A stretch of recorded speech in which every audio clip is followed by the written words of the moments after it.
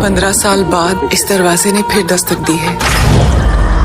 इसके पीछे कोई साधारण आत्मा नहीं है। पीहू, वही पीहू जो कला से जादू करती थी, अब मौत से बदला ले रही है। बहुत समय पहले की बात है। एक भव्य राज्य था, विशालगढ़। राजा महाराजा दुष्यंत का वहाँ राज चलता था। प्रजा सुखी थी, खुश थी। राजा बुद्धिमान था, परंतु अहंकार से भरा हुआ। उसका साम्राज्य इतना विशाल था कि दूर दूर तक कोई विरोधी न था। एक दिन राजा भेष बदलकर नगर भ्रमण पर निकला। रास्ते में उसकी नजर एक सुंदर कन्या पर पड़ी। उसकी आंखें गहरी थीं, चेहरे पर तेज था और चाल में गरिमा। वो थी पीहू, एक चित्रकार, नर्तकी और लोक कला की जादूगर। राजा उसकी सुंदरता और कला दोनों का दीवाना हो गया। पीहू को राजमहल में आमंत्रित किया गया। पीहू को महल का जीवन रास आया। वह महल के कक्षों में अपनी कला से दीवारों को जीवंत बना रही थी, नाचती थी, गाती थी और हर शाम को रंगों से सजाती थी। परंतु एक रात महल की हवाओं में कुछ अजीब सा सरसराहट थी। सब कुछ शांत था, जब तक कि राजा दुष्यंत उसके कक्ष में आया बिना अनुमति। पीहू ने घबराकर पूछा, राजन, इतनी रात को? राजा ने कहा, तुम्हारी सुंदरता ने मुझे चैन से सोने नहीं दिया। पीहू पीछे हट गई। कृपया लौट जाइए, ये उचित नहीं। पर राजा का चेहरा बदल गया। उसके चेहरे पर पशु जैसी भूख थी। वो आगे बढ़ा और पीहू की नाक को अनसुना कर दिया। कमरे में एक चीख गूंजी, इतनी भयावह कि दीवारें भी कांप गईं। पर महल ने चुप्पी ओढ़ ली। सुबह पीहू का शव उसी कमरे में मिला, पर उस पर कोई जख्म नहीं था,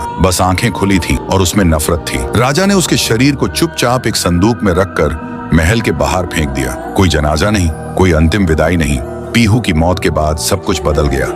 महल की दीवारें सीलन से भरने लगी। राजा की नींद उड़ गई। फिर एक दिन महल के सैनिक एक एक कर मरने लगे। प्रजा डर के मारे घर छोड़ने लगी। महल वीरान होने लगा। राजा ने तांत्रिक बुलवाए, पर पीहू की आत्मा ने उन्हें भी नहीं बख्शा। एक रात महल के बीचों बीच एक अजीब सी रोशनी जगी। एक लड़की के रोने की आवाज गूंज उठी, वही चीख जैसी आवाज। कहते हैं उस रात राजा खुद उसकी आत्मा को देखने गया। एक दरवाजा अपने आप खुला। वहां खड़ी थी पीहू, सफेद साड़ी में, बिखरे बाल, जलती आंखें। राजा कांपने लगा। माँ, माफ कर दो। पीहू, पर पीहू की आत्मा अब इंसान नहीं रही थी। वो विवशता की शक्ति बन चुकी थी।